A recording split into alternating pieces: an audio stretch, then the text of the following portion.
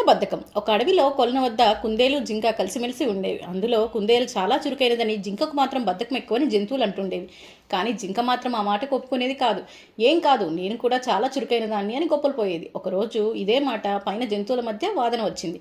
కొలను పెద్ద అయిన ఏనుగు మధ్యలో కల్పించుకొని, సరే జింక తాను చురుకైనదని వాదిస్తుంది కాబట్టి దాన్ని కుందేలుకు ఒక పోటీ పెడతాను. ఒక పెద్ద దుంపను కొల్లు ప్రాంతంలో దాచిపెడతాను. దాన్ని ఇద్దరిలో ఎవరు వెతికి తెస్తే వారే విజేత. ఆ దుమ్మ మొత్తాన్ని బహుమతిగా పొందవచ్చు అని చెప్పింది. జంతువులన్నీ ఉత్కంఠగా చూస్తున్నాయి. పోటీ అంత మొదలు కాగానే కాసేపు గబగబా వెతికిన జింకకు అంతలోనే విసుకొచ్చింది. అబ్బా, ఇంత పెద్ద ప్రాంతంలో ఆ దుంపను వెతకడం కష్టమే, అలసిపోయాను.